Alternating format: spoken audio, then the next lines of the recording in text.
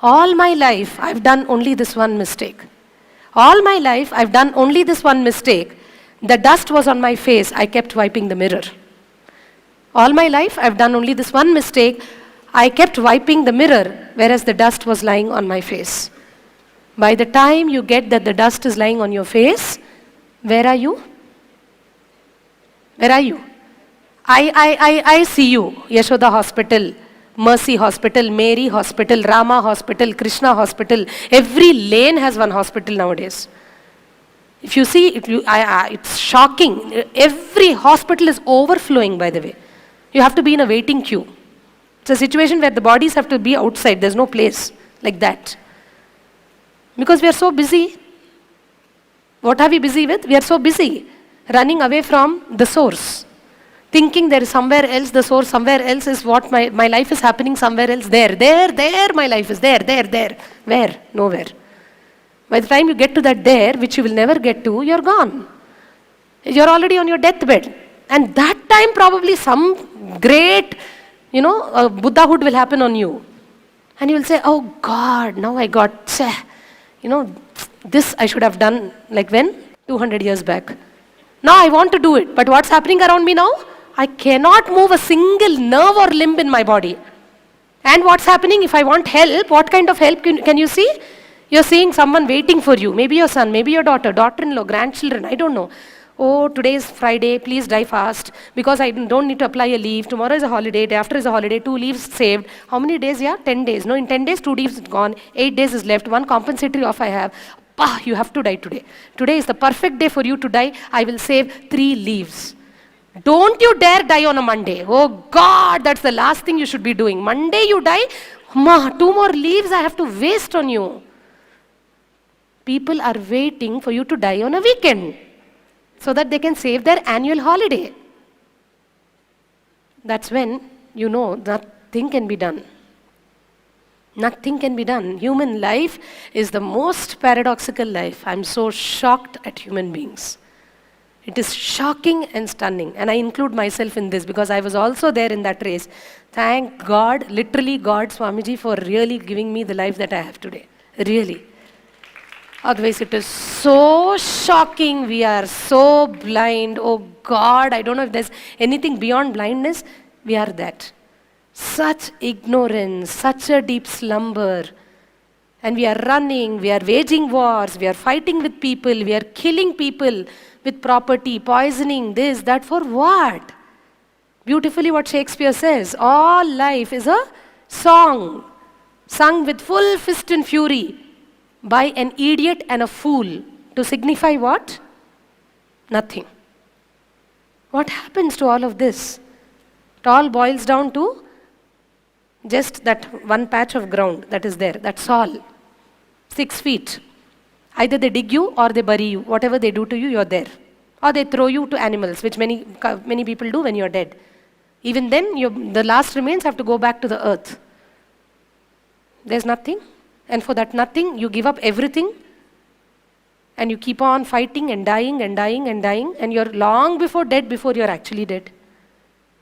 See any story of the humanity, this is what you will see. Unless it's the story of realized people and people who follow realized people. You see any story, tell me which is different from this. Even the most famous to the most unfortunate beggars on the street, all are in the same level. All of them, there is no difference. Whether you own a Merc or whether you own a rickshaw on the street, doesn't matter. Doesn't matter till you do not get into the space which is the holistic completion that you innately are born with. If you cannot restore that back to yourself, whatever you're doing now, whatever you've done till now, whatever you will be doing is completely zero, useless. Completely useless, and you will die a pauper. I don't mean to depress any one of us with this.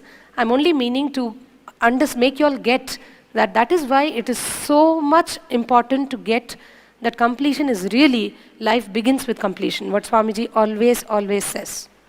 How many of you are getting what I'm sharing? Raise your hand. So what begins like this, where bit by bit, I get that there is a dent, there is a dent, there is a dent, there is a dent. I'm creating a dent from inside. by the various interpretations and cognitions I make. At one place, I would have said, oh, I'm so scared, my life is going away, I am dying, or I am a failure, I am incapable, I am not strong enough, I am weak, or he is bad, she is bad, he is cruel, they are not so nice, they are out there to get me, he's a brutal animal who's there to eat me, whatever. Wherever you've had incomplete cognitions, you had cognitions pushing you into further incompletions in your life, be very clear, you are leaking all over the place. No matter how much you will do outside, no matter how successful you are, I can challenge you. You will never experience fulfillment. And you will still have the suffering, which unfortunately success cannot remove suffering.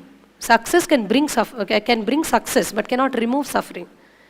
Suffering can be only taken away. Suffering doesn't even exist, by the way. When you bring forth fulfillment, suffering disappears. Just like how darkness has a negative existence. What do I mean by negative existence? It is not something which you can catch and remove. No, like this pen. It has a solid shape. If I have to remove this, I can just throw it out of the window, correct? But if it is dark in this room, can I throw dark out of the window? Can I get a bag, pack up the darkness and throw it out of the window? How can I throw out darkness? By switching on the light. Suffering is also like that. It does not exist, but it impacts you. The only way you can switch it off, move it away, is by switching on the light, bringing in the light of completion into yourself. Are you guys getting this? So the next step of completion that we are speaking about includes, let me again say, it doesn't exclude you, begins with you, where you will always first do the Swapurnatva Kriya. The Swapurnatva, your completion with the self, will be the first step always. And it will extend to other people as well now. Why? Because when I say the holes, when I created these holes, what did I do? I have posted one incomplete me outside of me somewhere. Are we getting this? We worked with Radhika when she got that situation with that hospital that day. A part of her was literally amputated and posted in that hospital. It's sitting there. Now she's incomplete with that aspect of her life. If you take your own life, when you probably first time fought with your brother or sister or mother, a part of you which had a hole got projected, posted there into that mother, brother, sister. And that you is still sitting inside them somewhere as an incomplete cognition. How many of you are getting this?